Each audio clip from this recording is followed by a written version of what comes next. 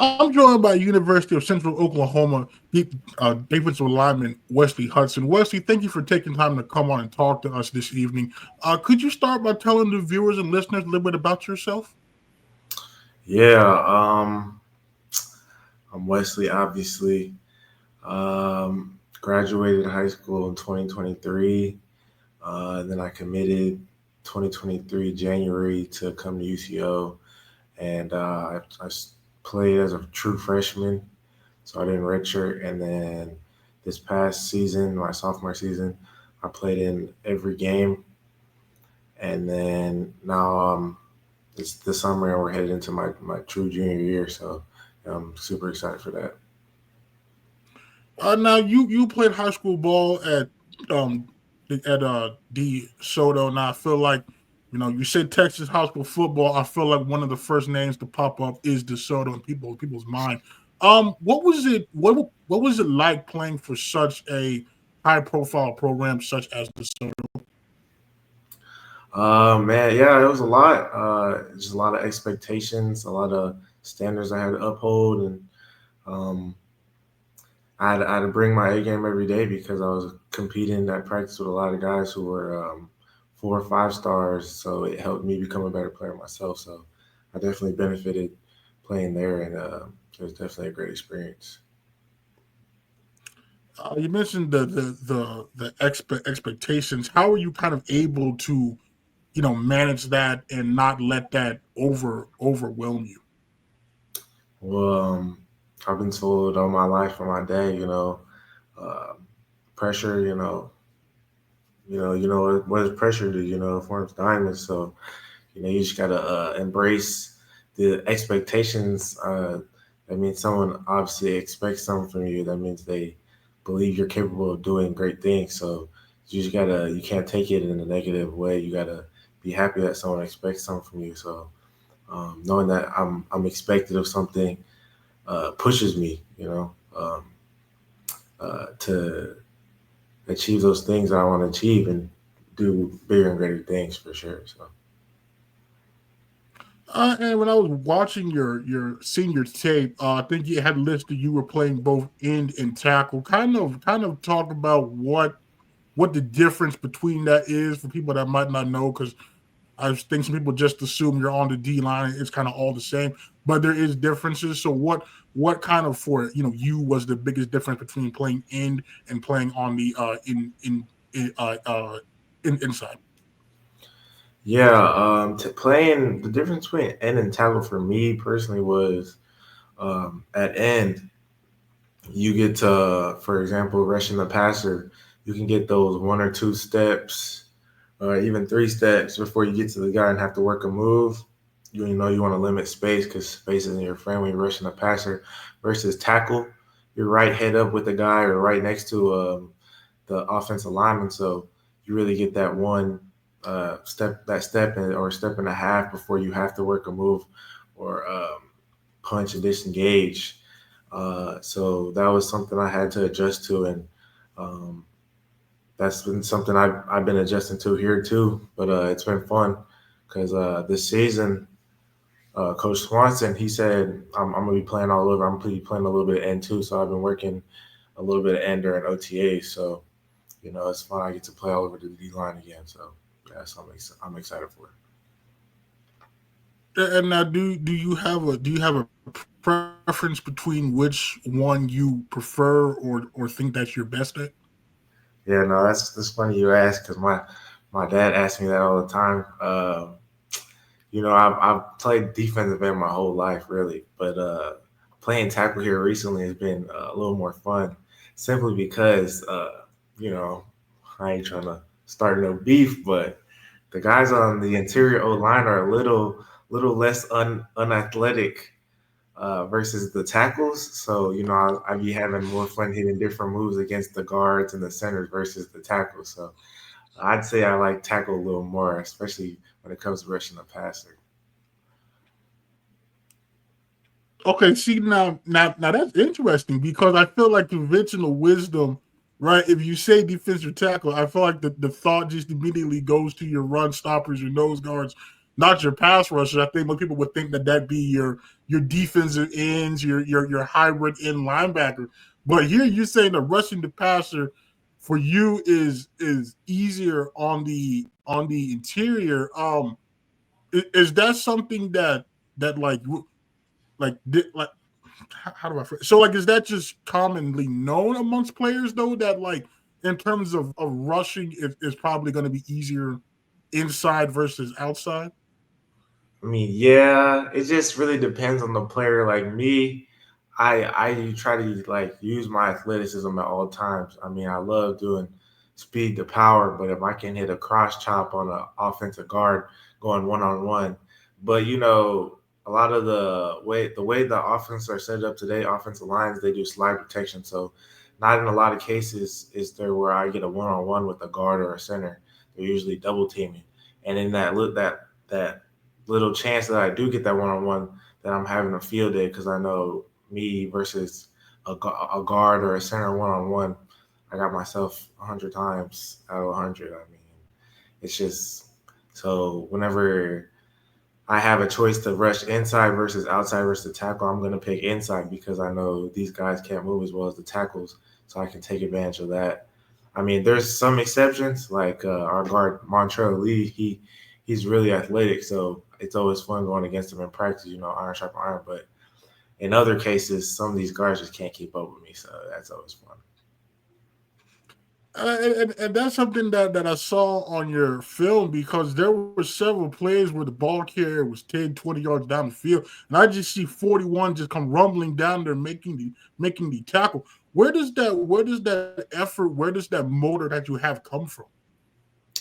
Um, my dad, I mean, he's been he's been keying on effort as long as I can remember. He's saying like just whenever coaches and recruiters watch film, you can be a great player, but they're going to see that one player running 15 yards down the field trying to make the play, just give them that second effort, that second burst, and that's going to really draw their eyes and really pop on film. And um, shoot, now Coach Hudson, he says your effort or your I think it is your commitment to your teammate is based off how far you are from the ball after the play. So basically, what that means is if I'm still at the line of scrimmage and the ball is 20 yards down the field, tackled by a safety, then that shows that if I'm free at least, that means I wasn't try giving everything I got versus making a play towards the ball, running towards the ball, just to show that I care and show that I'm giving effort and there for my teammates really. So yeah. And when you kind of look back on your experience there at the Soto, what kind of sticks out to you the most? Um, the coaches. I mean, the coaches there were definitely different from everywhere else. They were a lot more. How do I say this? Just upfront. They didn't sugarcoat anything. They were straight up with everybody, and I think that helped us be better as players and show us a little bit of the real world because that's kind of how our college coaches are now. Um, my coach, my head coach from DeSoto, Coach Matthews, he used to say that the district we played in was the SEC of high school football. So they had to treat us like they were college coaches and we were college players, just getting us ready for the next level. And the biggest takeaway is just the competition and the different because I know I transferred to DeSoto and the school that I was at before. Um, we weren't running stuff like how we're running at DeSoto, and it's just that translation from my DeSoto coaching over to college football was a lot easier because of the stuff that we were getting from practices at DeSoto and the games at DeSoto. So I'm really grateful for everything that I got there. And now you mentioned in the open that you committed to UCO in January following your senior season. So what was it about UCO during your recruiting process that made you decide that this is where you wanted to play your college football? Um, there's a couple factors, but I think the biggest one was when I took my visit here. I just felt the most comfortable here versus all the other schools I had taken visits to, and the coaches that were here at the time, they they were making me feel the most welcome, and I could honestly see myself playing at UCO when I was here. I just like the environment, like the city, and like how big Edmond is. That was also uh, something that I liked as well. And obviously, my parents they liked the school also, so that was a big factor as well. So it was pretty much a no brainer at that point. And so you get here and your first 6 weeks of the season, you did not appear in the game. Now, at that point, are you thinking that you're gonna just redshirt this whole season at that point? Half the season has passed, or did you still have faith that you'd force your way onto the field at some point before the season ended? To be honest, I thought I was gonna redshirt, and that was fine with me because 4 more years. But I think at that point in the season, we weren't doing as well as we thought we would be doing. So coaches were starting to try different things out, and me throughout the 6 games that had already passed, I still had full confidence in myself, and I knew what I could do.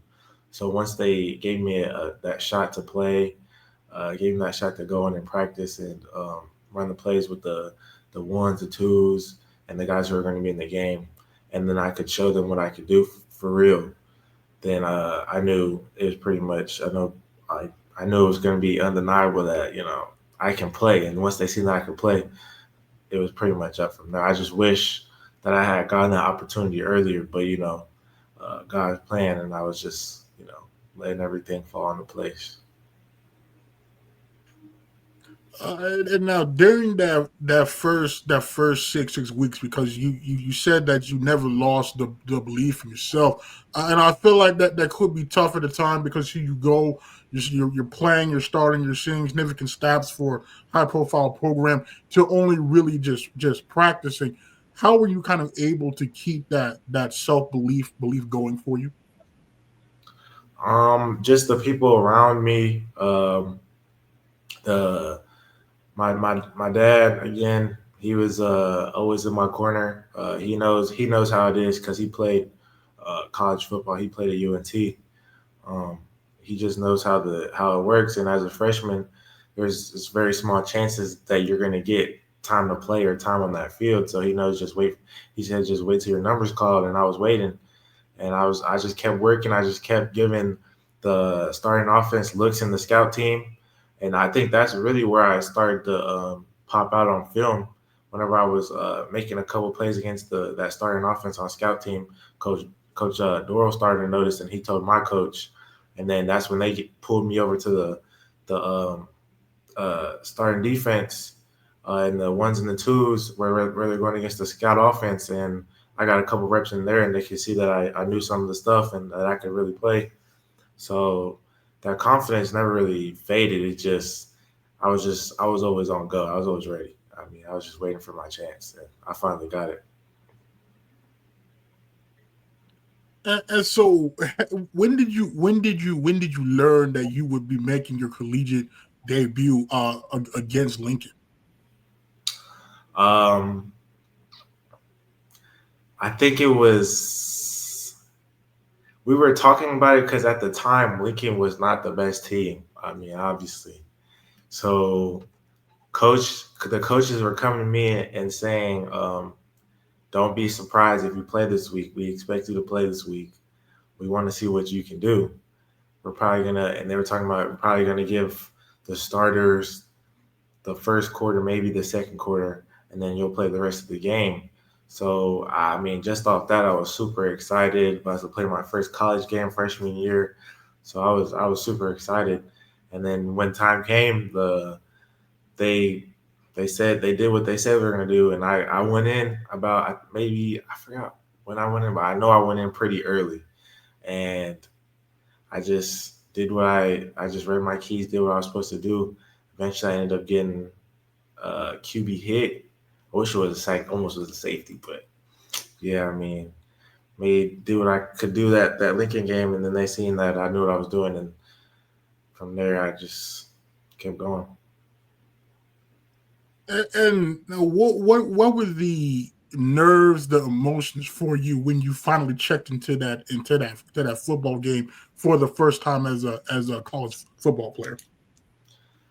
Yeah, the nerves were definitely there. I ain't gonna lie, I was definitely very nervous. Like I couldn't, I like almost like blacked out for like a good 5 seconds when I was walking down the field, jogging on the field. I couldn't feel my hands, and so I think that first drive that I was in, I think I had jumped off sides and I got like pancaked because you know when you jump off sides, they can snap the ball and get a free play.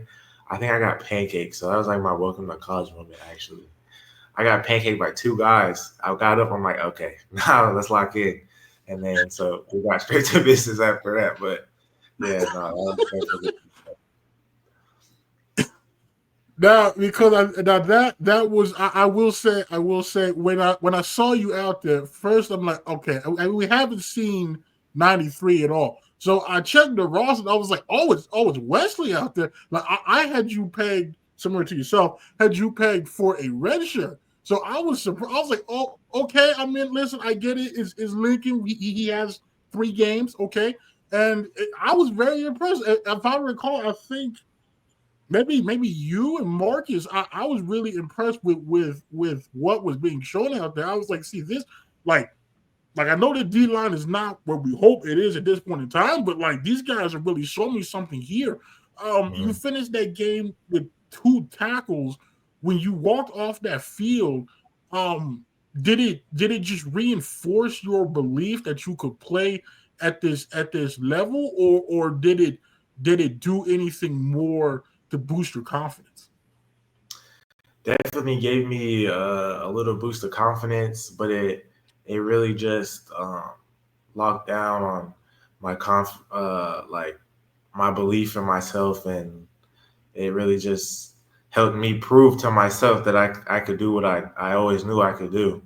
So that just helped me really start to turn up on how I was moving in practice and on the field.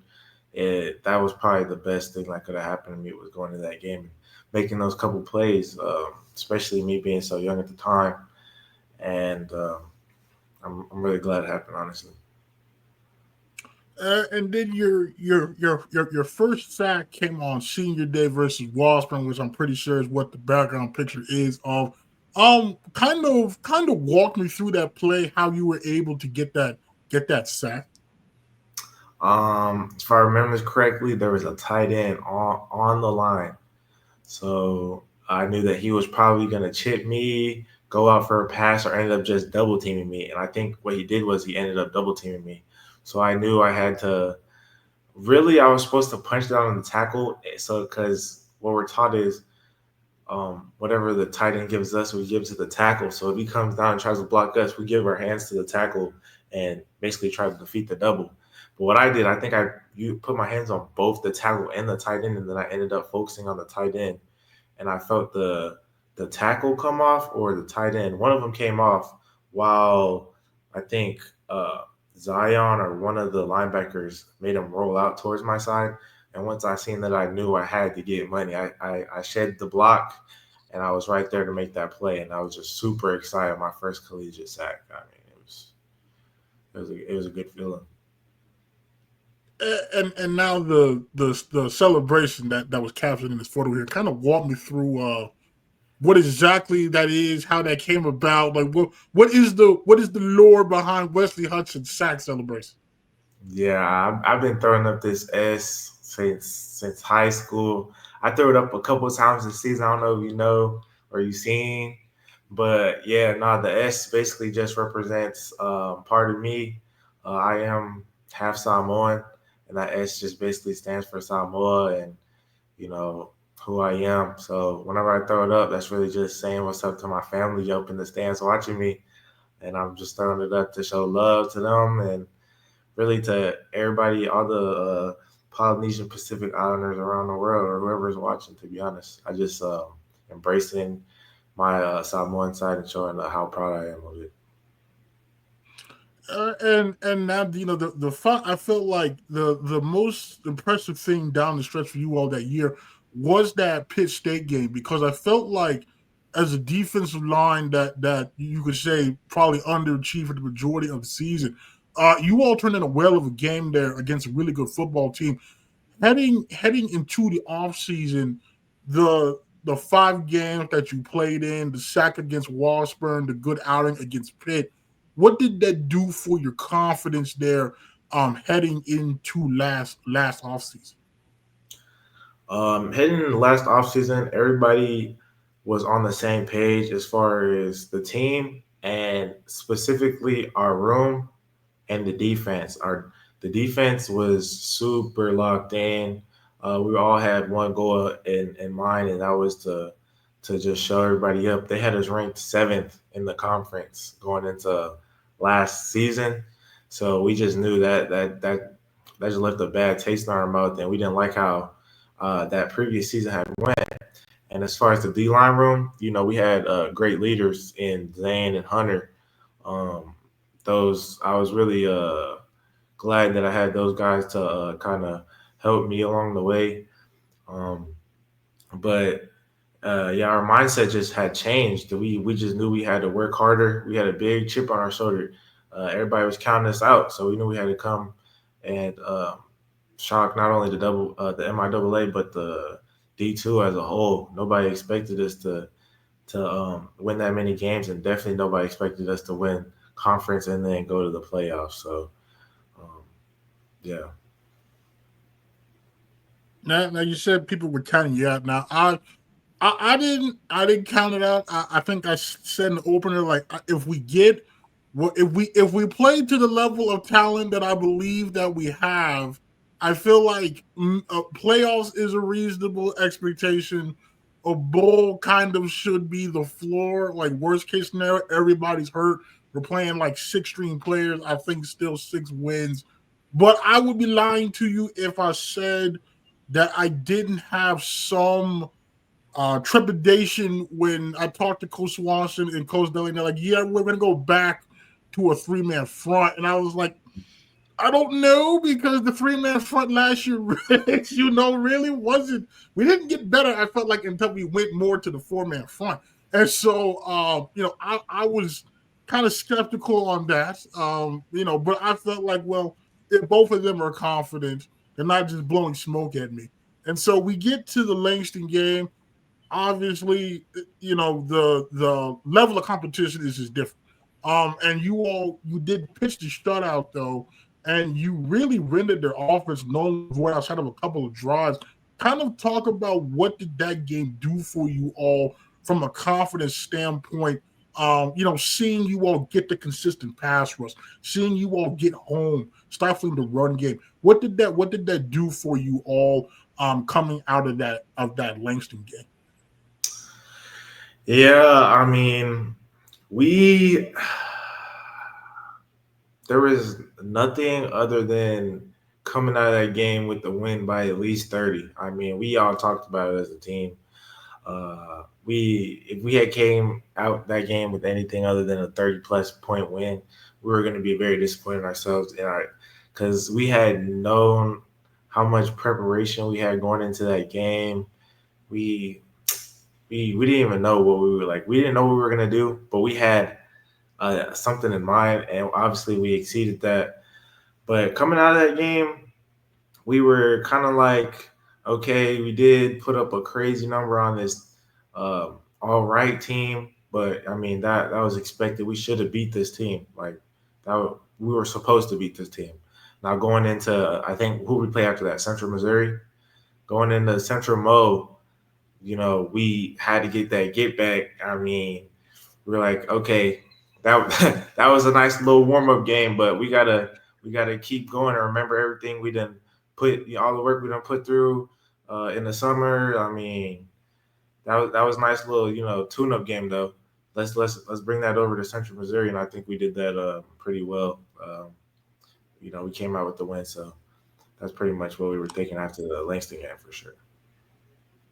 Yeah, that's my question because the Central Missouri game. I mean, I know the final score is going to show they had 40 points and like 500 something yards offense, but you held them scoreless in the first quarter. I don't think UCM went a whole quarter this year outside of that quarter where they did not score a single point.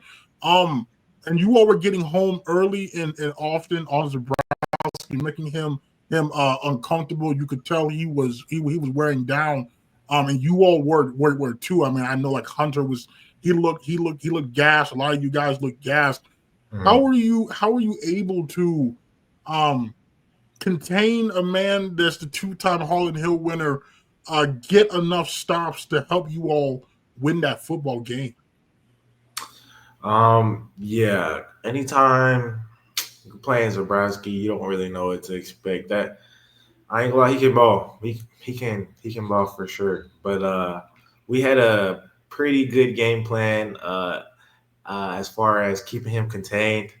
Um, Swanson came to us with a pretty good plays and schemes to make sure he was staying away from what he was good at, and that was pretty much improvising and scrambling out the pocket, making plays longer than they're supposed to be, and finding stuff downfield. So I think a big thing we had that week was collapsing the pocket. Don't let anything get outside of our DNs, and I think we did a pretty good job with that. Uh, from what I remember, Zane had a crazy game. I think he had 2 sacks in like the first drive, and I think that was pretty big for us. That definitely set the tone and helped us all like rally and uh, get hype, at least but on the level that he was on. So we knew we had to come with everything we had because they were a good team. So I think we did just that, to be honest, especially with the fast start that we had.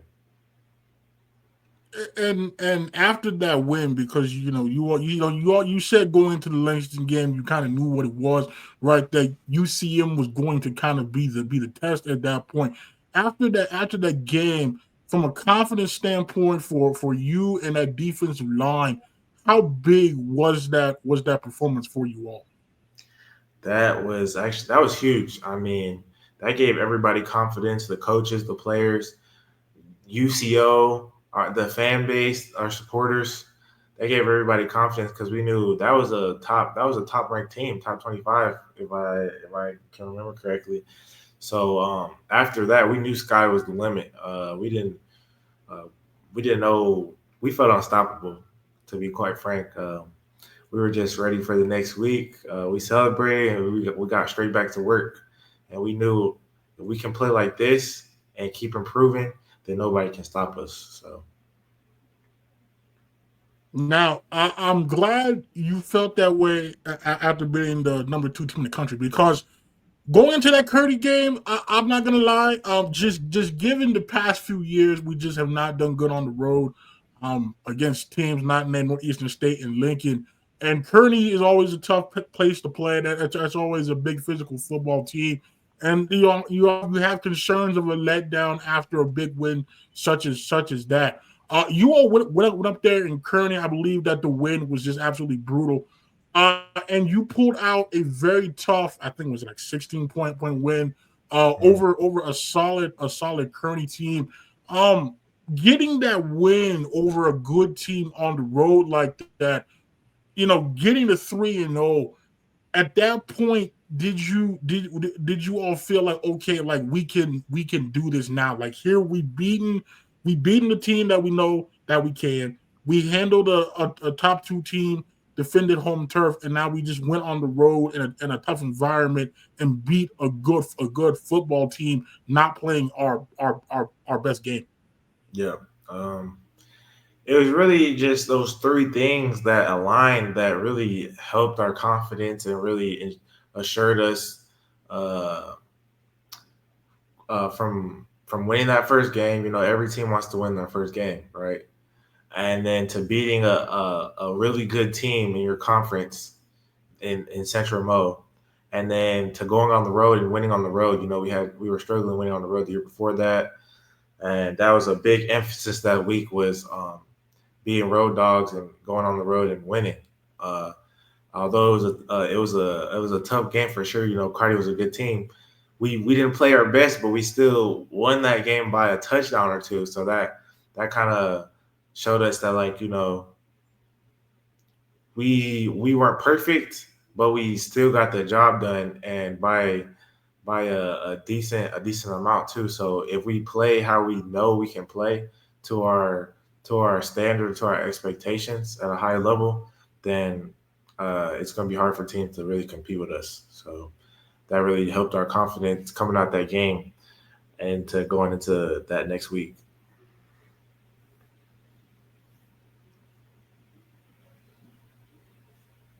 And then you all also had that goal line stand on fourth down too.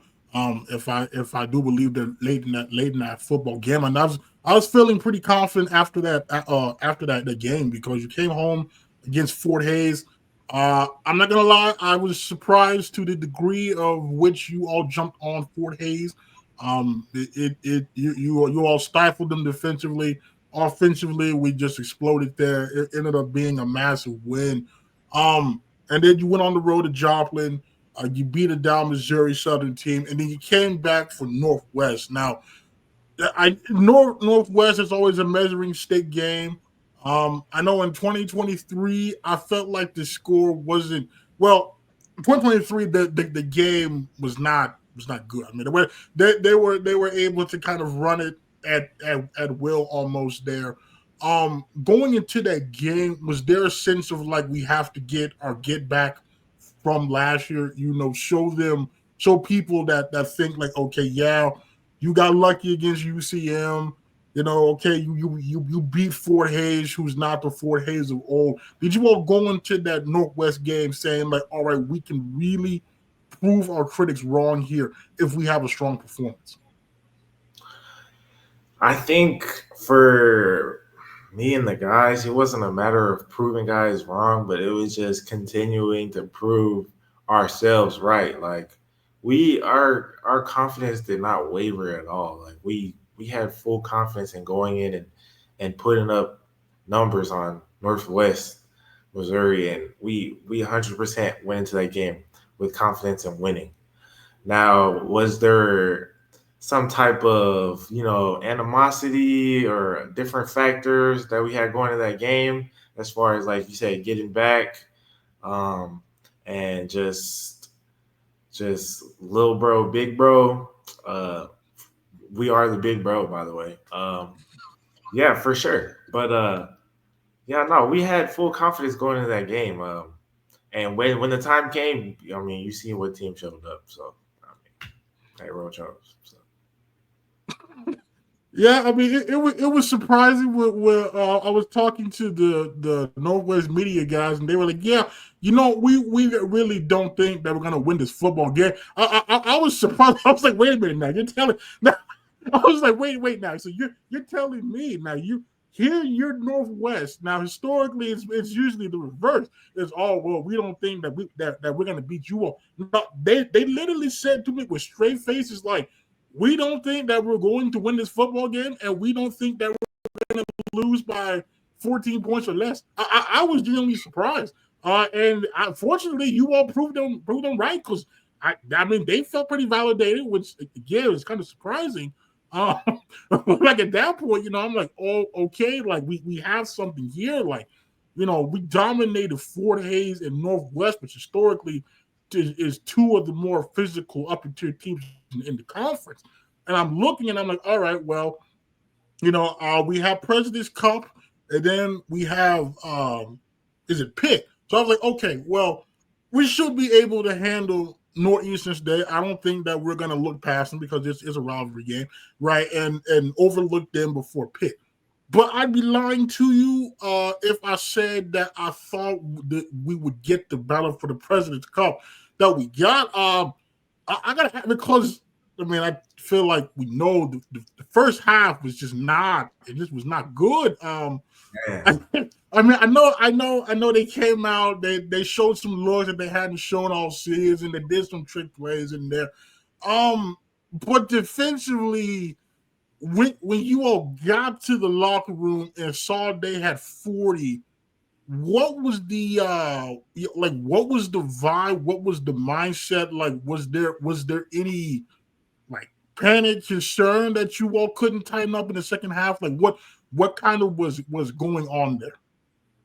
I mean, what did we have, like 14, 21? And they had 40. There was obviously a little bit of panic. I mean, the locker room was quiet though. I mean, we knew what it was. We're like, okay, you know, this is gonna happen eventually. Adversity is gonna hit. It's just about how we respond, and we went over that every week. On adversity was bound to hit in a game. It's just about how we respond, and we knew we had to come back and respond, and that's what we did. I mean, at the end of the day, we can't let we can only let little bro have so much fun. We had to come back and stand on business. And defensively, I mean, I know the score again. The score is misleading, but you only allowed 17 in the second half. I felt like the pass rush improved significantly. There was a strip sack late in that football game. I think you had a sack in that football game. The pass rush was a whole lot better. Dortch looked way more uncomfortable. Forced some turnovers in there. What was the key and the game winning fourth down stop? What was the key for you all defensively in the second half to kind of stifle that Northeastern State team? It was really just a matter of, and I'm going to give Northeastern credit. I mean, they're definitely a different team than what we've seen in previous years, and they're getting better. But it was really just it was up to us the whole time. We had the fate of the game was in our hands. So I mean, it's just us being disciplined, reading our keys. No mental bust, no missed assignments. We all do what we're supposed to do, then it's easy. And we were just trying to really throw that quarterback off his game for real. Trying to get back there because he was a little nervous back there because we were getting back there a good amount of times, and anytime we could hit him, we were putting a shoulder pad in that chest. So I mean, quarterbacks do not like getting hit, so we were trying to hit him every time we could. So if we were getting that pressure back there, his balls weren't going to be as accurate, the balls we were throwing, and he wouldn't want to run as much because he did take the ball and run it up the middle a couple times. So I mean, you can only get hit so many times. He's gonna learn his lesson eventually. So if we just played sound as a defense, like we were coached to do, then there's no doubt in getting that fourth down stop and getting our guys off the field to close that game out. And from a confidence standpoint, I felt like the record for NSU was misleading. They blew like 3 double-digit leads. But like when you all walked off that field and saw you erased in pretty much 2 and like a third of a quarter, a 40-14 deficit on the road in a big rivalry game and won the game. What did you all learn about yourself maybe that you all didn't know heading into that football game? We learned that we can come back from adversity, like we've been talking about, because there's difference between talking about it and actually, showing yourself that you can do it. So we talked about coming back from adversity, and then this game is the game that we showed ourselves that we can actually do that. That helped us later on in the season when we had to come back, where we had to win in overtime. But yeah, we showed that we can come back from adversity, and that no lead is too big or too little, and that this is it's a 4-quarter game. That's why we throw the fours up in the beginning of the fourth quarter, because we know how football can be and how games can change just like that. Momentum and all that has really just showed us that we're never We don't ever have a big enough lead, or we're never down large enough. We determine the fate of the game, and if we just believe in ourselves and put what we practice onto the field, that we can change the outcome of any game and win any game. Yeah. Now, I feel obligated to ask because now I was told after the game, in the midst of the celebration, there were people eating fruit snacks, eating granola bars, and such amid the chaos. I feel like I have to ask this question now. Were you one of the people that was eating the fruit snacks or granola bars in the midst of that post game celebration? After the game. Yeah. After that Oklahoma State game. Oh yeah, no, I definitely got my Rice Krispie and the Domino's pizza that they got for us, and I hopped on the bus and I started watching some YouTube. Yeah. That's just what now we just had. Now we had this fantastic comeback. Now fucking best President's Cup game easily over a decade, and that was the celebration. Well, I'm here for it, but I just okay now. So what? Why now? Tell me why are you more of a Rice Krispie person over? I think David said there's fruit snacks, there's like granola bars. What is it about the Rice Krispie though that makes that the best choice? So honestly, I'm not a big fruit snack guy, but I did, smack about 5 or 10 of those granola bars at halftime. So it's about Rice Krispie time after the game. So I had to get on the Rice Krispies and that pizza that they had for us. Okay, fair enough. Good eats. Fair enough. Okay. I was just curious because I think it was Montreal say he had the fruit snacks. Like I wasn't sure at that time if it was just the fruit snack, and then David kind of expanded upon that, said there was just kind of like a variety of things. So yeah, I said okay, fair enough. And then the following week, it was the biggest home game in probably 20 some odd years. It was a homecoming regionally broadcast game against Pitt State. I said that's going to be the true measuring stick. I know people were saying that Northwest was, but I thought this Northwest team wasn't the Northwest of old. Like, yes, it's still a good football team and it's a big physical football team, but I felt like Pitt State, like that's the true measuring stick. And I know you all fell short in that football game, but I thought there was a lot of positives. Chiefly among them, you all were able to hold a decent rushing attack. I feel like it was below the season average. You still gave the guys a chance late, but I know there was a lot of hurt and pain after that Pitt State game. Kind of just talk about like what the emotions were after that game. Emotions were high. Me personally, I ain't gonna lie, I was extremely disappointed. And I expressed that to my family who are there, to support me. Because we're undefeated. What are we, 7-0? We had lost that game. I was extremely disappointed. But after a game, there was nothing else we could do about it. We can only be sad for so long. It's just time to move on to next week. But I definitely felt like we should have got that one. It was a tough loss for sure. But hey, only a couple more months. So.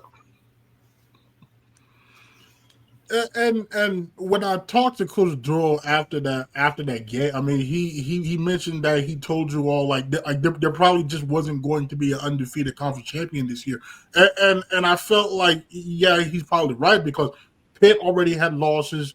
UCM was pretty much out of the race at that point. Emporia also had a loss, so I felt like yeah like.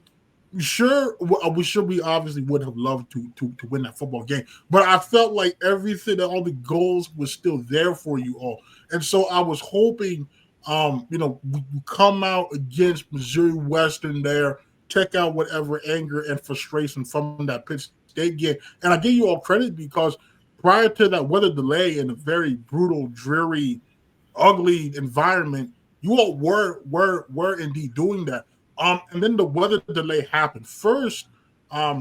For you, I don't know if this was your first weather delay, but what kind of was that experience like for you? Um, we had to go back into the locker room because the lightning, and when there's lightning, everybody has to get into shelter.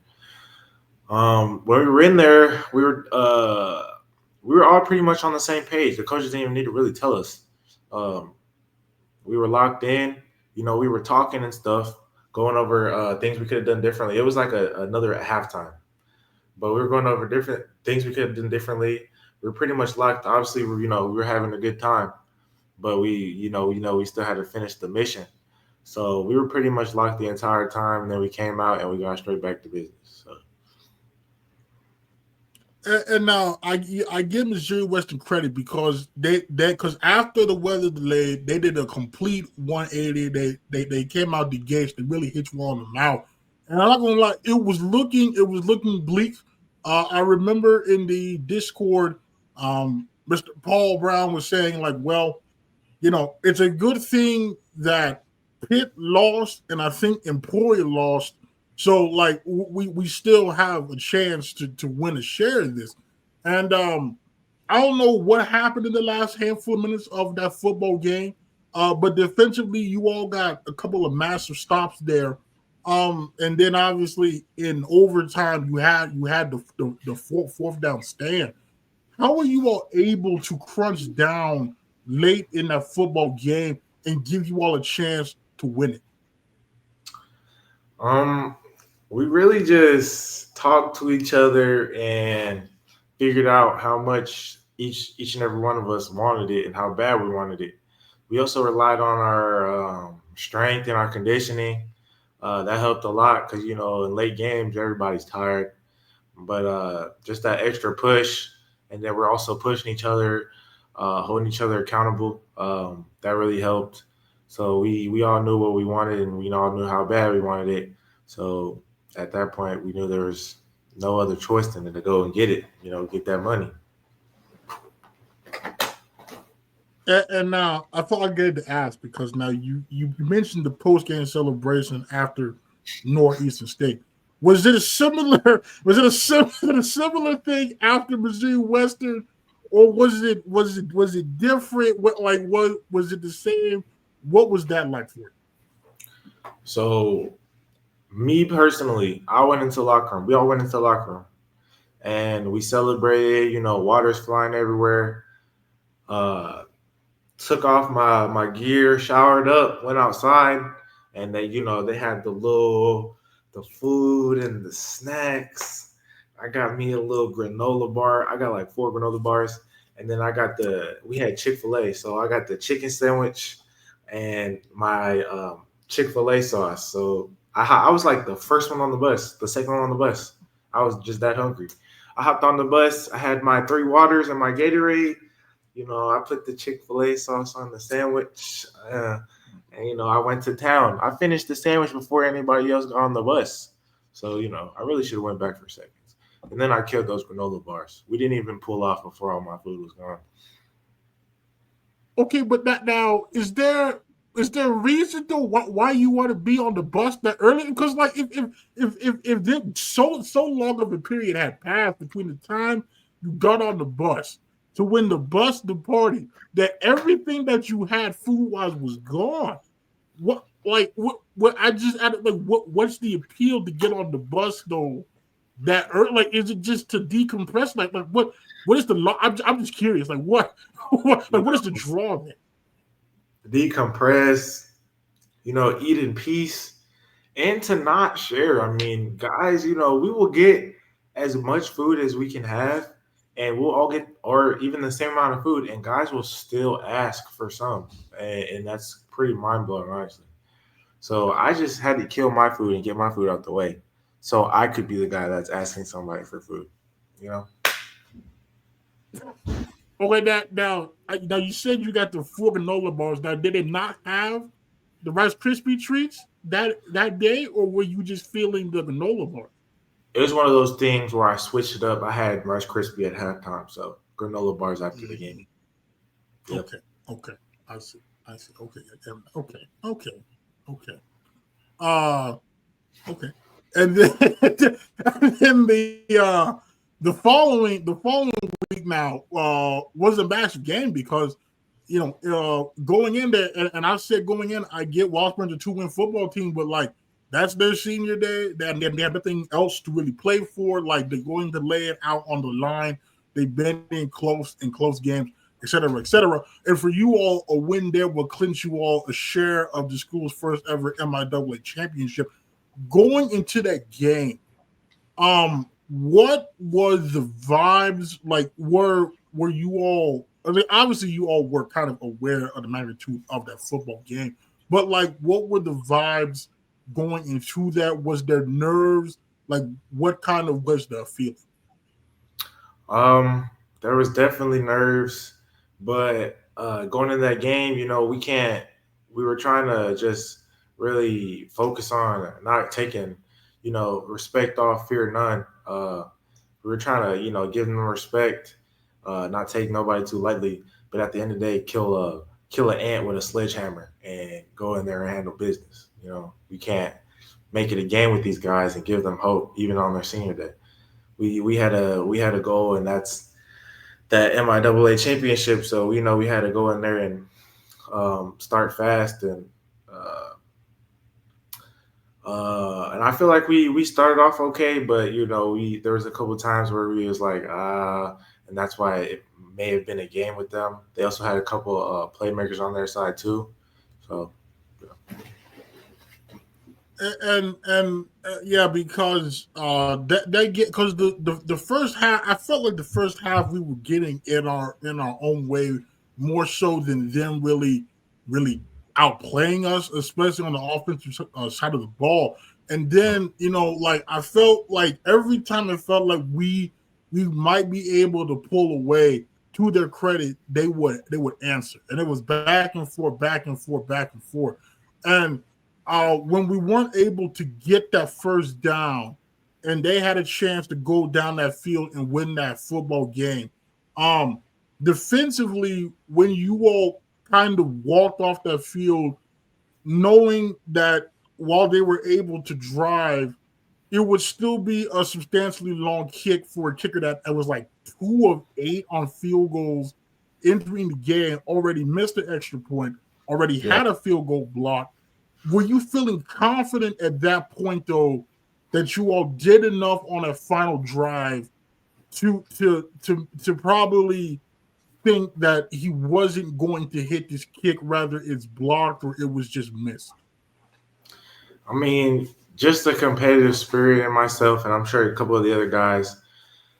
We felt like we could have did more, obviously, as far as stopping them, not letting them get as close.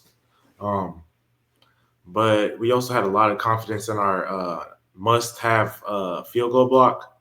We got a couple athletes on there who can jump pretty high, and we felt like one of them was definitely going to get back there, get home, and either block the kick or interrupt the kicker. He's already not accurate, so we just need a little bit of a distraction or interference to really throw him off. And I think that's the game. Zane had blocked the kick, so there that goes. And we won the game. So Yeah, I was with you in that moment because I was at that game. The AD and Co invited me to go to that game, and I appreciate that because I did not anticipate having that kind of game. yeah, But when that kick was there, because Brannick and I were in the far corner, and the Washburn boosters just like right here.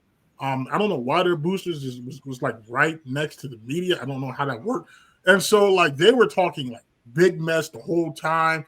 Like some Washburn people had to go over there and tell them like calm down. They kind of had a few beers in them. And we're sitting there and we're like, yo, we get this close, and I'm like, I'm trying to picture like that, like how am I going to attempt to like sold people after this, and the ball is snapped, and I see the kick go up, and I immediately see it start going back down. In yeah. that moment, when you saw the trajectory that ball was going so quickly, what was the emotion like? What was going through you all's mind at that point once you realized that kick was blocked? I think I seen a couple guys on the team do a backflip. I'm not even gonna lie. Uh, Everybody was up in the air, jumping, super excited. One of our coaches, I think he jumped so high that he like came down weird, almost like sprained his ankle or something. But yeah, no, everybody was super excited. I was super excited. Ran around the field. It was a surreal feeling. And now, because again, I feel obligated to ask now. The post game, was it now? I'm assuming this you were one of the first on the bus. Would be my guess again. Yep. What did we grab this time though before you got on the bus? I stuck to my bread and butter. I got those. I think it was less granola bars this time. It might have been 3 because I had that game they had gave us the full sized Domino's pizzas. So I got a nice little sausage pizza and I crashed that before we pulled off on the bus. And then I drank like 2 Gatorades. So, you know. We said you ate a whole pizza before the bus departed. I was overly hungry. Like I it's just burning all those calories during the game. I mean, after the game, I'd be hungry. I mean, I get that, but we're talking like a full size pizza. Like what? Like what? I mean, like what? Now, how much time roughly do you think it took when you got on the bus until the bus departed? Like was it a reasonable amount of time in which one could feasibly eat a full size pizza though? Yeah, I mean, all the guys weren't even on the bus by the time I had finished the pizza. I had my phone in my left hand, and my pizza was on my lap in the seat, and my right hand was just. I was feeding myself the pizza, and yeah, no, I mean, I was going to town. I'm not gonna lie, and it was a pretty big pizza too. Okay, now, did we eat the crust as well? Yes, of course. Okay. Yeah. Now I have to ask now because you said you got a sausage. Now I'm taking it you're more of a sausage guy over other options. Of course. Okay. Yeah. Okay. And when you get your pizza, I know you don't really have much of a choice when it's on the road. But like when you order pizza now, are you going for hand tossed or thin crust? I definitely like flatbread thin crust. The thin crust meat lovers pizza is definitely my favorite.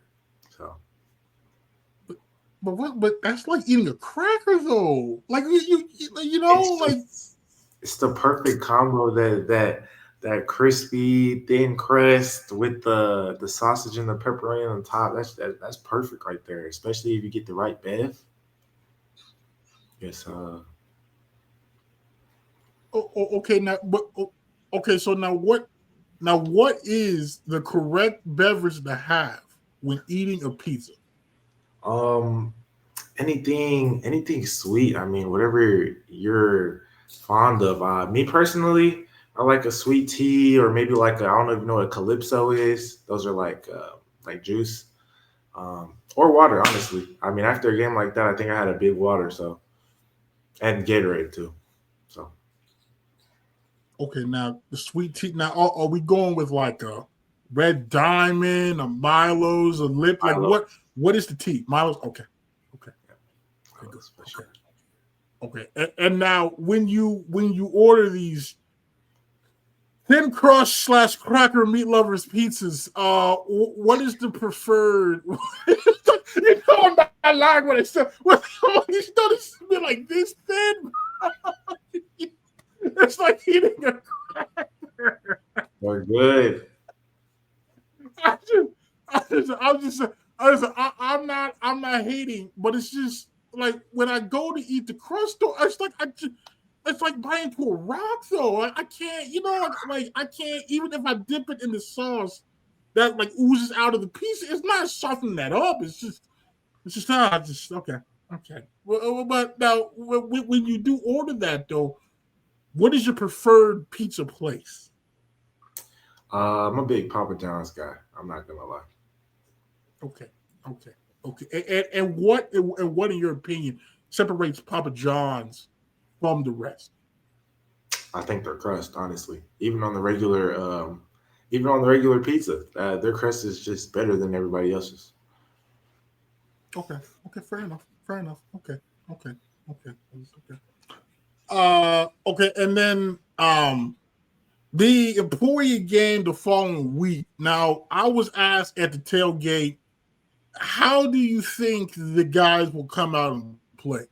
And I said, well, if what Coach Doyle told me after that game about him saying a weight was lifted off you all's shoulders, then I feel like we'll probably get a Central Missouri Northwest level performance. And that's exactly what we got. That probably was the best start to a game defensively in terms of a pass rush since I was at Missouri. I felt Mhm. bad for like 2 seconds for Gunnar Gundy because I mean, yeah, you all were just destroying the poor man, and I know there was some extra motivation due to how he was covered and whatnot. Yeah. Um, but I'm not gonna lie. I mean, you had a sack in that game. What was working for you all on that defensive front so early in that football game? I think it was honestly the plays that were being called. They were just hidden. I mean, we had blitzes to where I had the defensive lineman had a slant one way. So with that, a linebacker coming down, so he has the old lineman has to, you know, honor one of us. So if he takes a linebacker, then I'm gonna come through free, and I mean, if I'm not coming through free, then here comes Puckett right through the A gap free. So one of us was going to get home eventually. I think there was a sequence where I had a sack and then Puckett got the sack literally a play after me. So, I mean, we just knew we had to get back there and disrupt the quarterback and take advantage of the O line. And I think that's what we did. And after that pretty convincing win, and they handed you all the trophy, and you were able put your hands on the hardwood. You said that the goal entering the season all of last off season was to get to that moment there. When you got to that moment, what was going through your mind? I was just super super happy, super excited because just looking back into all the games, to looking back to preseason when they had us placed seventh. You know, and as they should. We didn't have the best year before that, but still we're gonna feel some type of way that about that because we're competitors at the end of the day. So we knew just we had the biggest chip on our shoulder. Maybe not everybody else seen that, but we knew that for ourselves.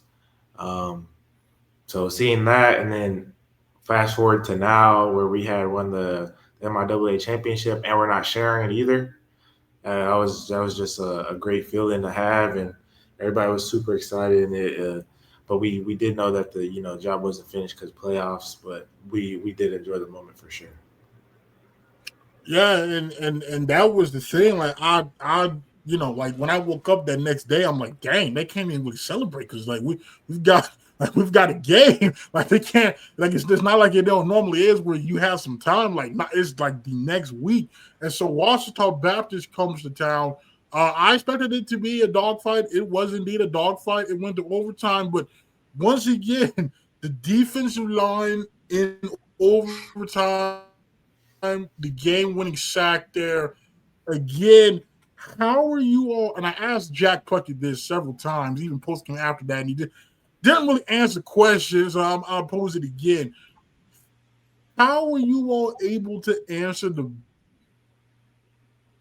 bell time and time again when you get Um, Really just resorting back to our preparation and everything that we did that week leading up to the game. We know because obviously this is later in the season. We didn't already had a couple games where it's close, where we have to come back, where we have to win it overtime. So this is nothing new to us. I mean, we know that we've been here before and we showed up when it mattered. So I mean, to do it again, that should be a given. So we didn't waver. We weren't overly nervous. We just knew we had to lock in and handle business. I think that's what. I mean, I know that's what we did. I mean, Zane and Hunter, they was back there causing problems in OT. He had that strip sack fumble. I mean, there was no time left. Even if there was, we had gotten the ball too. So And you also had a sack in that game too. yep. What did that mean to you? Like in back to back big time games, you were able to get sacks. It meant a lot. I mean, honestly, me just being me, I wish I would have got more. I know I left a couple sacks on the table that game for sure.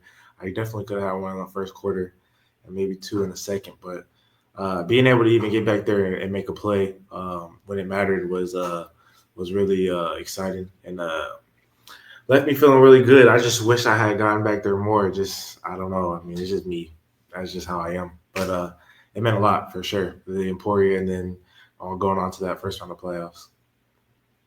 And we know Ferris didn't go the way that we had hoped. I felt like there was a lot working against us from the moment I saw the temp and the snow.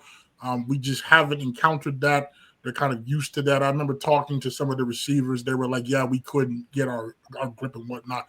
But I think overall, I mean, obviously, team success wise, I mean, you proved a lot of people wrong.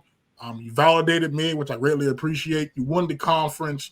And then for you individually, you appeared in every game, 24 tackles, 5.5 TFLs, 2.5 sacks, one forced fumble. You had a TFL in 5 of your last 7 games, and then you finished 5th on the team in TFLs and sacks.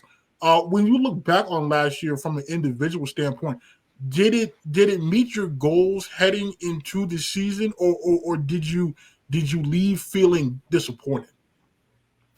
Definitely not disappointed. I understand my role. I played behind Hunter, and I was honestly fine. I mean, Hunter was a baller for sure, and it was good to play behind him and pick up some of the stuff. He taught me a couple things, especially playing interior wise. I haven't always played there my entire life, so definitely picked up a couple things. So I'm definitely not disappointed. Um, I am. I'm happy. I guess satisfied how I did.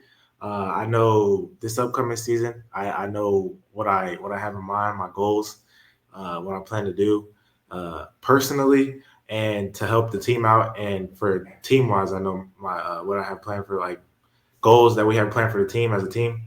So no disappointment, but I'm happy. I'm satisfied. I just know that this upcoming season, just watch. Just watch is all I can say for real. And you mentioned a minute ago and a while back how big Hunter and Zane were for you as a young player to have as leaders and learn from and play with. Now that you are one of the elder statesmen in that room, um, how are you preparing to carry on their legacy, the standard of the defensive line that they helped build? I remember talking to Hunter after that Wasburg game, and he was saying that that's one of the things that he hoped that he was able to do was be a good enough leader to keep the standard going.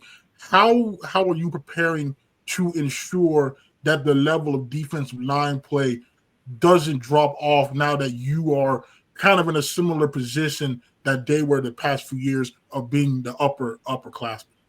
Mhm. Yeah. All the returners, we all understand the standard that we have to uphold and keep. Now we're just reiterating that to the younger guys, the freshmen, the transfers that are coming in, and I feel like they're doing a good job of picking it up. They're picking it up pretty fast. We just gotta continue to be consistent and keep that same mindset. and realize the bigger picture. And you know, we reiterate the things in team meetings and stuff. The selfless, tough, and disciplined. That is the standard. You got to put yourself, put the program before yourself, because we all have a goal in mind, and we're really just trying to pass that on to the younger guys and be good examples like Hunter and Zane were for myself and some of the other guys.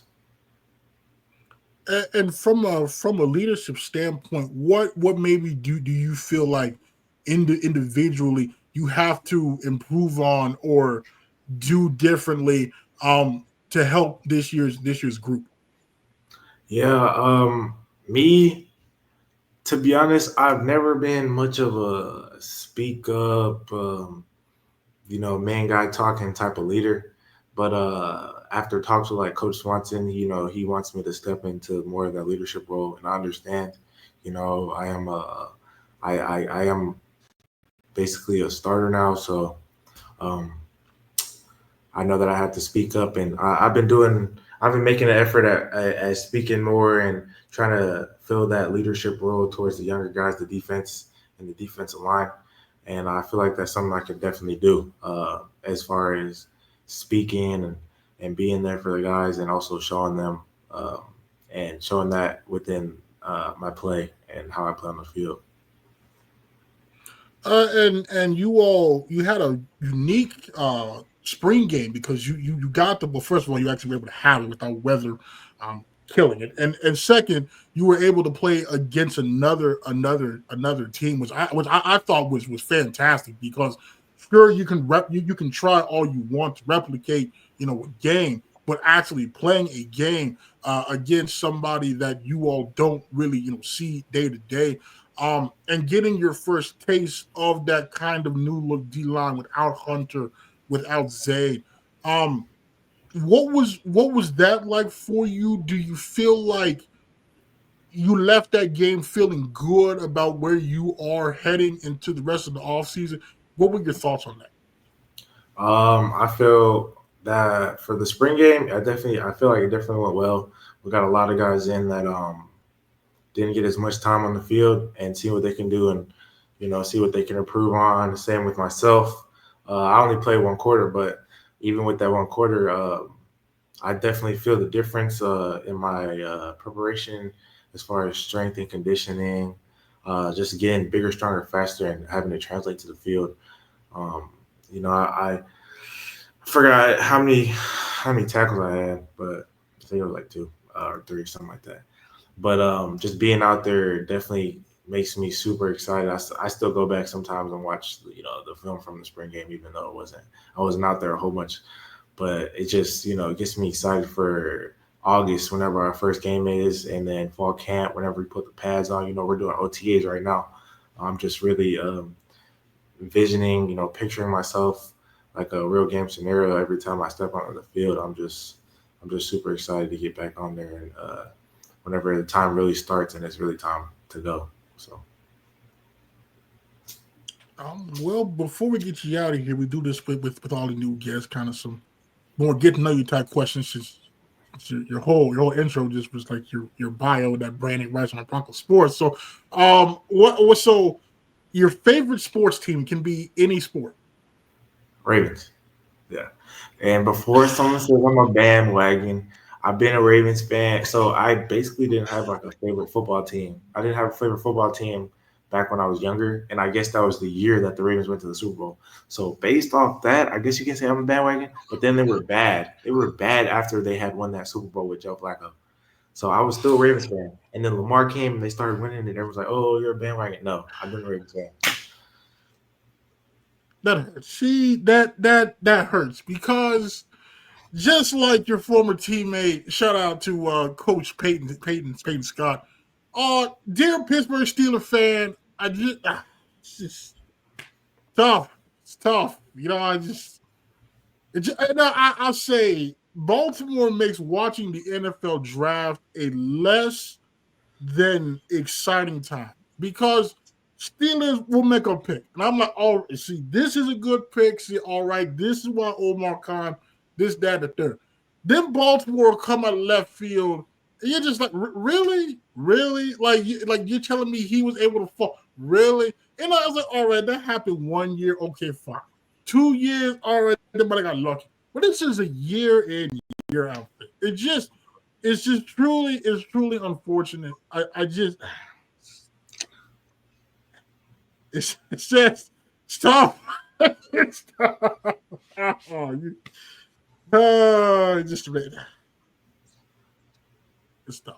Okay, now being a Ravens fan, though, and seeing the playoff struggles that Lamar has had, do you think he will ever get over that hump, though, and win you all a championship? Yeah, I think he's gonna do that actually this season. This upcoming season actually. So, all the Marvelous haters, they just forget. I guess they forget that he's really that man. He's gonna show up. I promise you, he's coming. Like, I mean, Mark Andrews, are you serious? We're gonna drop a ball on the 1 yard line. Anyway, Lamar's gonna take matters in his own hand, and Derek's gonna come back and have another 2,000 plus rushing yard season, and we're gonna come home with that big chip. I mean, that's going to be because you still got to get past Buffalo. You still got to get past Kansas City to even get there. Well, first you got to get past your own division because I would suspect the Bengals should probably be better than what they were last year. We both know Cleveland's Cleveland, so I mean I'm not sure, but you still have to get through that, and then on the other side you're probably going to see Philly more than likely again bring a bunch of injuries. It's going to be a tough road, and then if you listen to your teammate David Williams, he believes that his Rams have a shot as well. So yeah, no, I mean, David Williams is delusional, and I'll tell him to his face that D-Will is delusional, literally. What is he talking about the Rams for? Like, well, okay, because so I posed the same question to him. I was like, "Who's your favorite sports team?"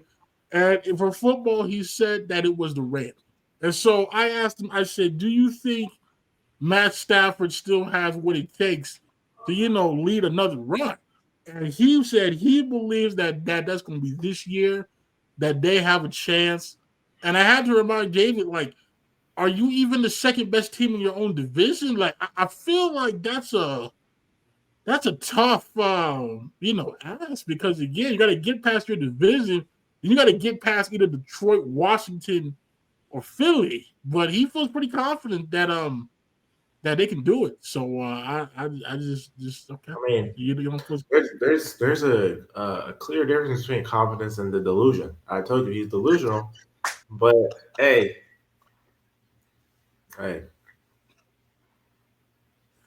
Okay, now, do you have a favorite defensive lineman that you enjoy watching?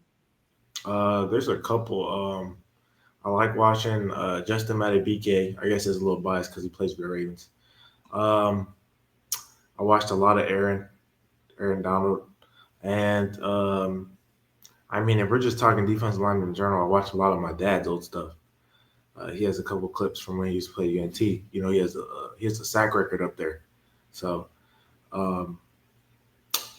just those guys. I mean, I was watching a lot of guys in college. That guy from Penn State. I'm drawing a blank right now. Chris Jones. A lot of the interior guys. And then I used to watch a lot of Frank Clark. I liked his bend, his flexibility, how he used to get around the edge. Micah, obviously. And yeah, that's pretty much it. Those are the main guys. Okay. Let's see. Okay, your favorite hobby outside of football? I'll be in the crib. I'm not even gonna lie, but like with my family, we go bowling. I like to bowl, to be honest. Bowl and play Madden. I mean, I could give anybody a belt in Madden. I mean, ask Johnny Wilson. Ask him.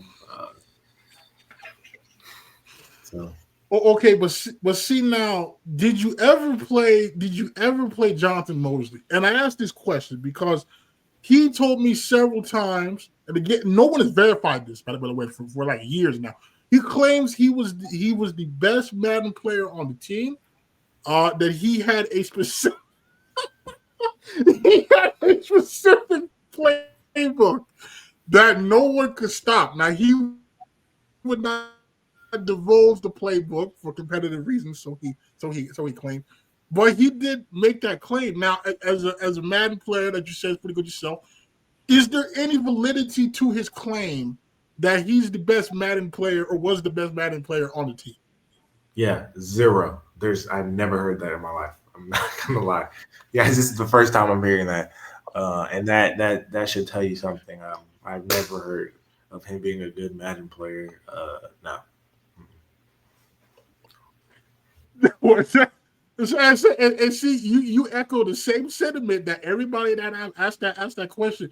No, nobody has verified that claim. So I try. You know, I'm trying to give the man a benefit of the doubt, but I mean, I feel like where there's smoke, there's fire here. I mean, no one's collaborating. It's okay. So I'm assuming when you play Madden that you're using the Ravens more than likely. I think. See, with me, using the Ravens is almost like a cheat code. I use multiple teams. I'll play with the Bears, the Cardinals. I'll play with whoever just to give myself a little bit of a challenge. I mean, it's more fun that way, in my opinion. Okay. Now, I don't know if you've seen any of the Madden 26 trailer, the Gridiron Notes. Yeah. Are you feeling optimistic though that Madden 26 will be a substantially better game than Madden 25?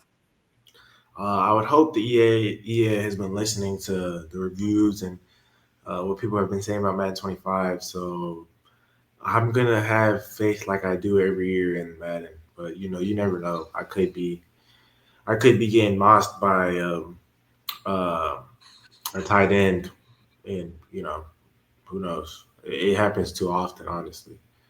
The spectacular catch is ridiculous. Okay. Yeah, I mean, I'm not a fan of next gen. Like, I still play NCAA 14 on 360. Like, I just don't like how scripted the stuff is. You get your animations trigger. You can't do it. It's not even close to like. Well, for one, it's definitely not sim football, but it's just not even good arcade. I don't know what it is. It's just it's I just stick to 14. I stick to '06. I play like Madden 12. I get the itch. It's just yeah, it's not. So I'm sincerely hoping that Madden 26 is better. Yeah. Now when you do play, are you Xbox, PlayStation, or PC? See, me, I'm a Xbox guy, but I've been playing a lot of PlayStation. Okay, but how does that work? Because I feel like if you're an Xbox guy, you just play the Xbox though. Yeah, no, because I have an Xbox, but I go over to my teammates' house, and a lot of them have PlayStations. So I mean, if that doesn't really tell you that I'm over here beating them on their own console, how good I am at Madden, I mean, I don't know what will. Okay, now because I think David Williams, I'm going to paraphrase here. I think he said something to the effect of like Xbox players are weird. Now you earlier you called the man delusional because of his take on the Rams. Take on the Rams. So as an Xbox person, I feel like one of the very few. I know Coach Curley is an Xbox guy. I think a few more are. Why are you still Team Xbox when the majority of people though have just like completely disregarded and shifted over to PlayStation or PC? Well, I've never been much of a trend follower personally, and I believe in loyalty. Also, the fact that David Williams is calling anybody weird is mind blowing. Um, that's my guy, but he is strange. Um,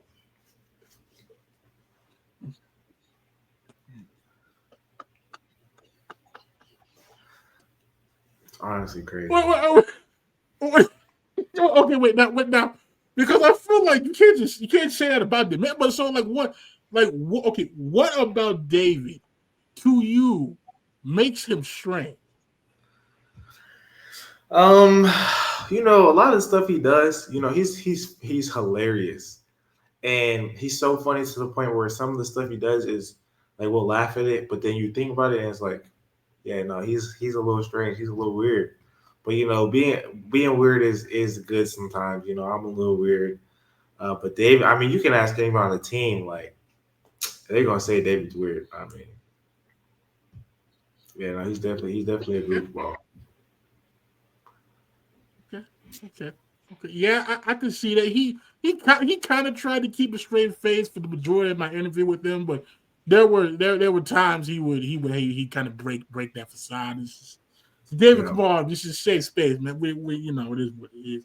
Now you said that you're a bowler on a scale of 1 to 10. Where do you rate your bowling skills?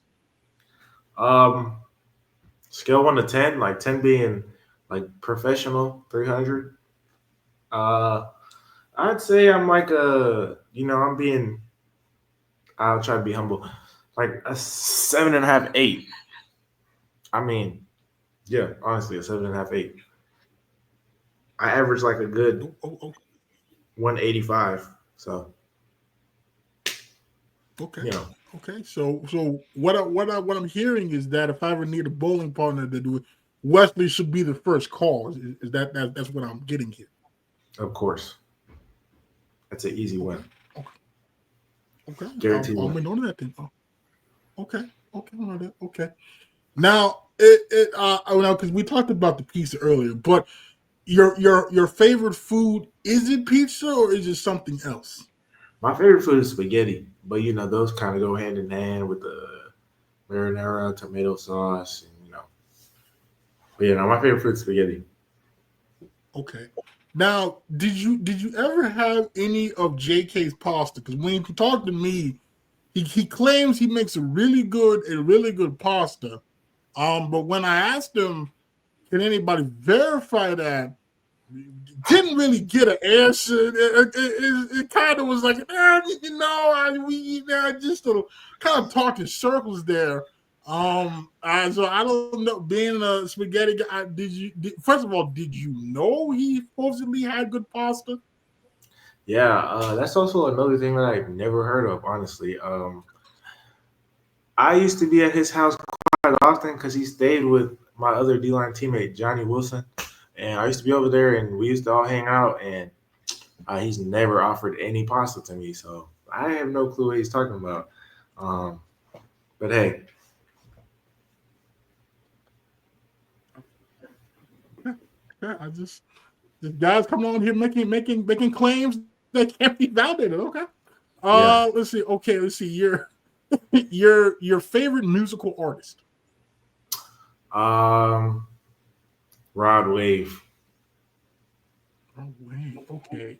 Okay. Now, Yep. do you have a favorite Rod Wave song? Um, there's so many. It's honestly hard to pick. I'd say right now on my mind, I'd probably say Take the Blame. I'm pretty sure that's the name. Take the Blame. Okay. Okay. I listened to Now I. Oh, go ahead. Go ahead. no, I said I listened to Rod before the game. I mean, he's a really a hard, slower. He raps, but like most of his music is like slower, but like it does have like 808s and beats. But yeah, I listened to his music before the game. It honestly gets me turned up. Okay. Okay. Now the Ox. I know it's a brutal place to be on. It's not for the weak. Not as not. Have you ever been on the Ox? And if so, has your phone ever been yanked? Yeah, I do remember one time I was on Ox and it got yanked, but not because of my choice of music, but because I played Lamb's song. Yeah, Lamb made a song and I played it on the Ox, and everyone told me to take my phone off.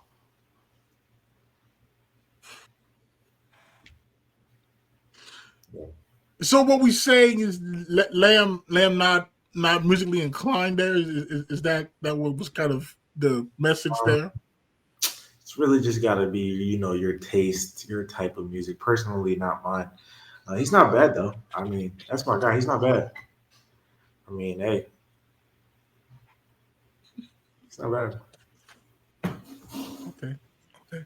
So now who in your opinion is the best on the Ox court? Um, I'd say I know he was a freshman this past season. Xavier Booth, he be on the Ox a lot, and I like a lot of the stuff he plays. So him or maybe like one of the DBs like Willie or Deuce, one of them. So yeah, they be playing some pretty good stuff that I can get down to. Okay. Now who in your opinion is the worst?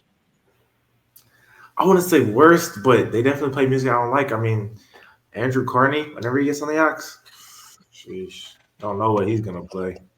Man, like during camp when we're going out at 6 in the morning to go practice, and he's playing some.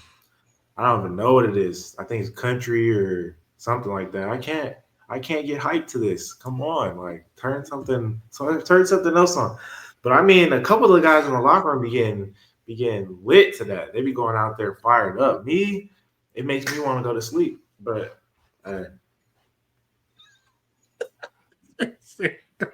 Listen, go to sleep.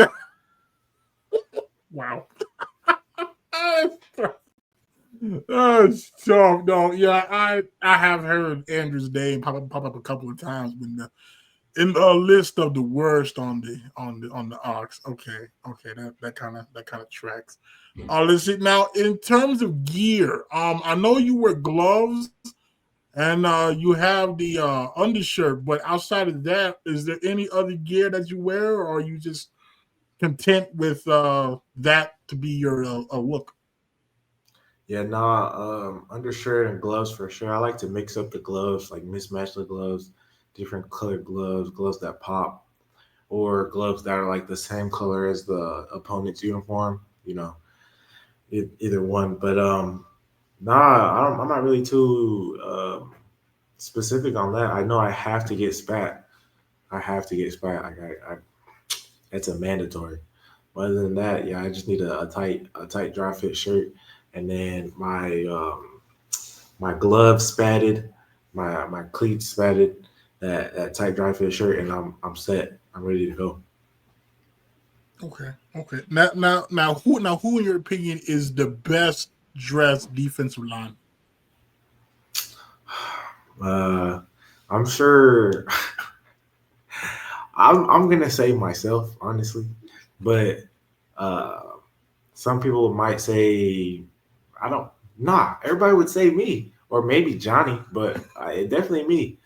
I know who it's not. It's not Lamb. It's not Lamb, Lamb Gordon. But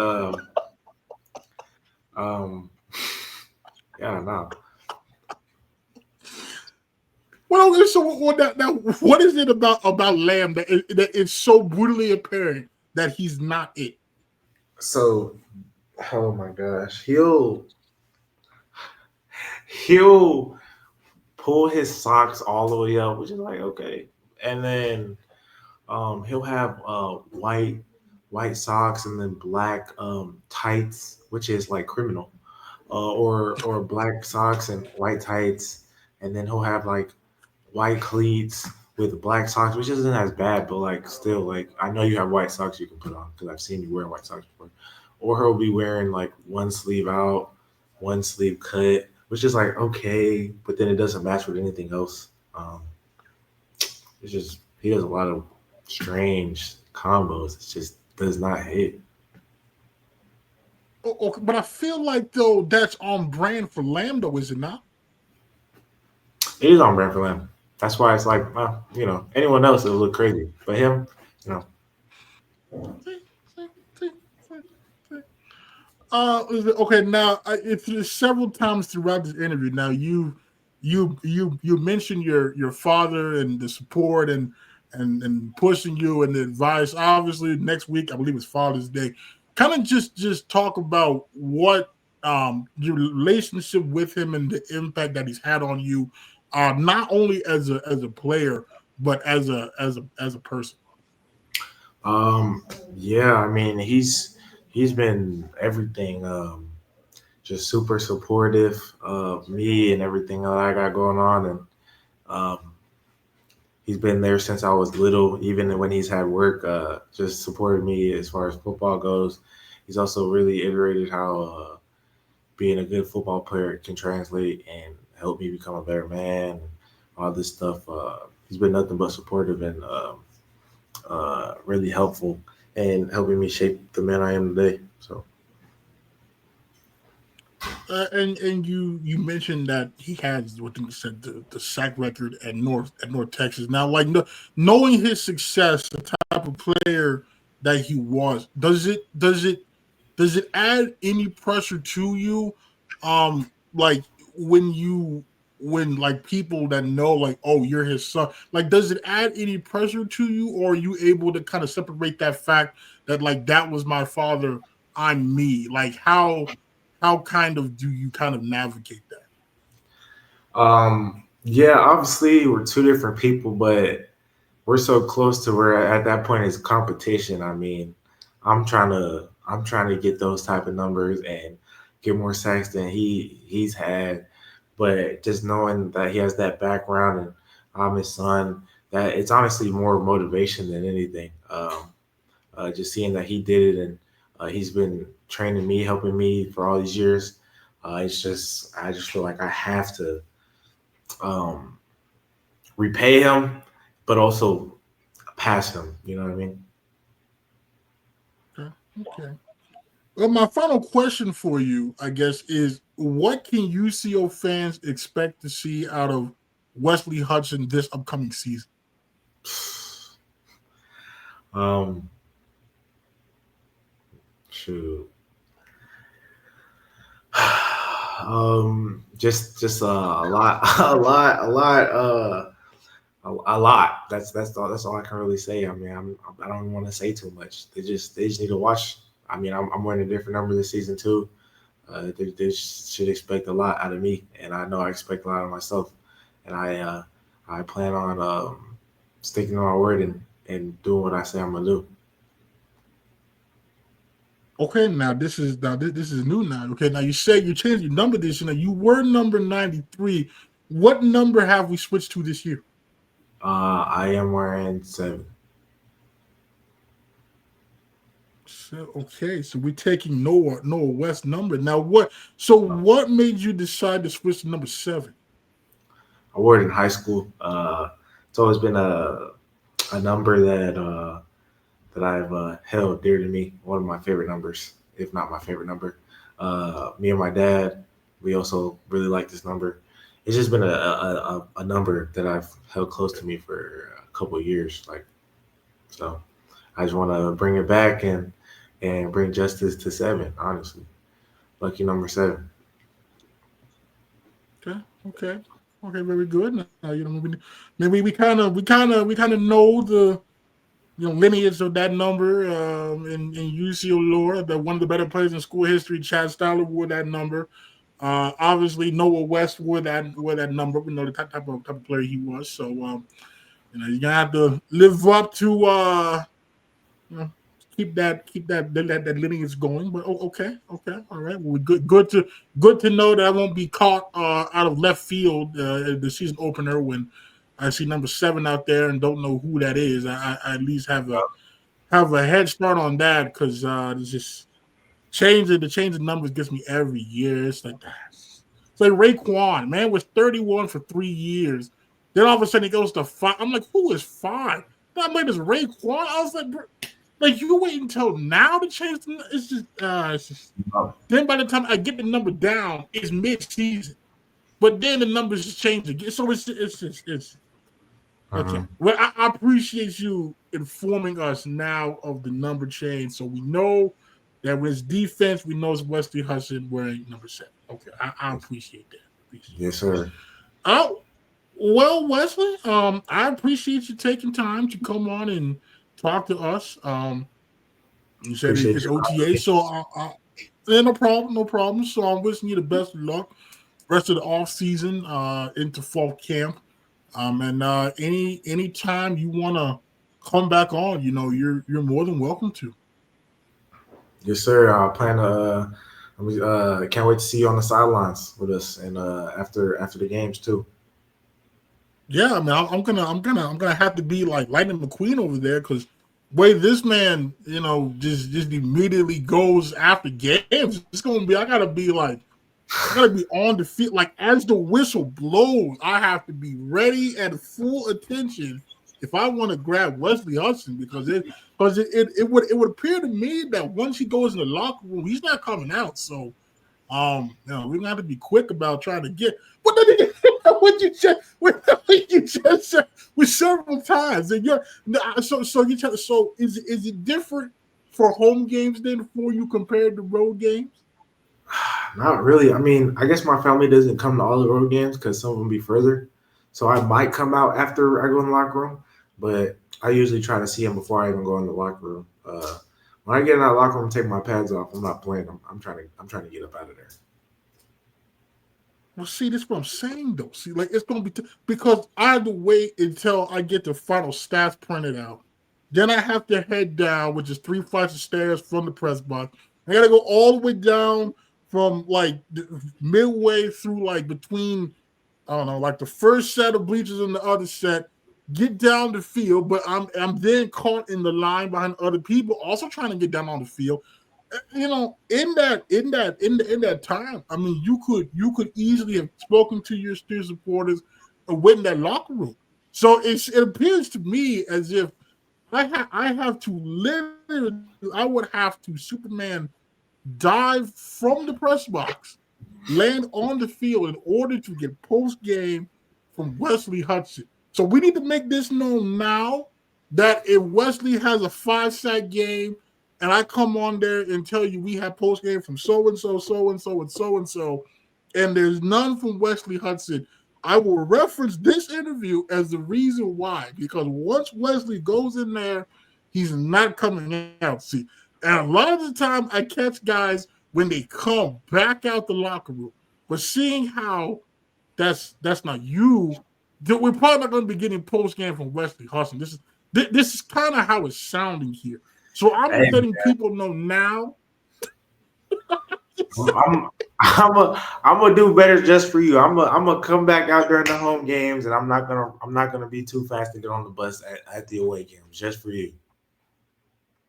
Well, no, I'm not. Now, granted, I don't know how many road games I will be at this year. Now, obviously, if I'm allowed to go, I'll go. So I'm not too concerned there. It's more so the home game though, because I feel like it's a home game. You get the win. You kind of want to enjoy it there. You got the crowd there, kids there. I know some get autographs and whatnot. And like I said, I was more so surprised. Well, because I was on the field the whole Southern Nazarene game, so that's kind of why I saw you. But like most of the time, I look and I'm seeing everybody. I see Hunter, there's Zane, there's Lamb, there's Johnny, there's Marcus. I don't know where Wesley is. Wesley is MIA. I'm thinking maybe he's on the other side of the field.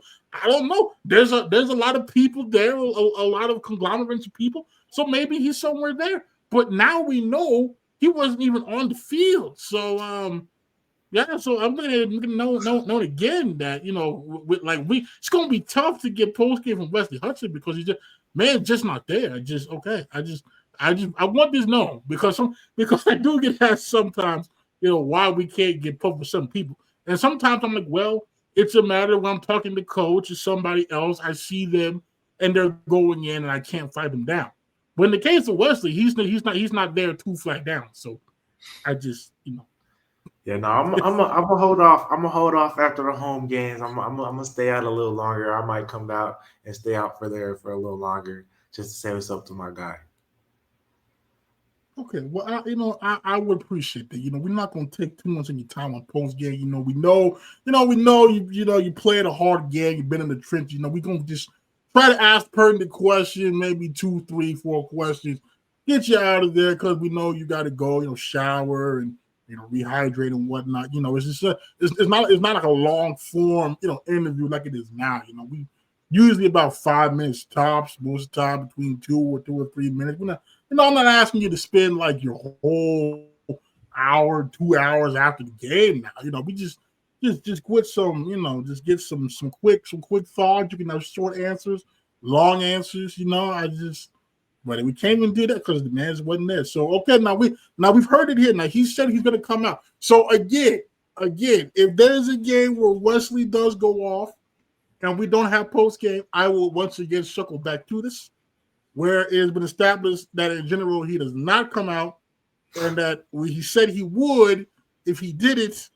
Then again, it is here. So I want this to know now. So it's not my fault if we can't get Wesley, because like I said, I'm on that field till everybody leaves.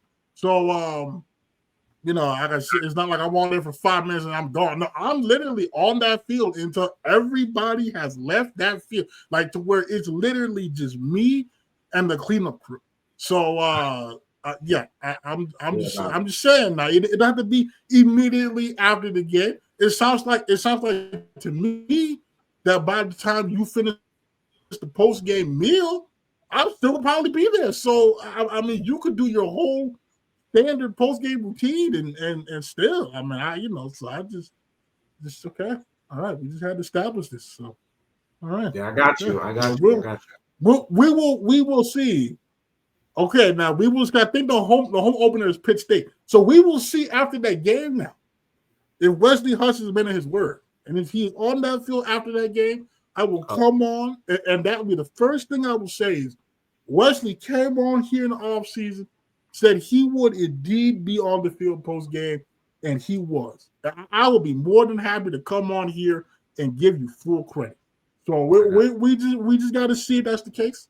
So, but again, I'm just gonna reference back to this episode if that's the case. So we just acting like, like it's just doesn't go on. So,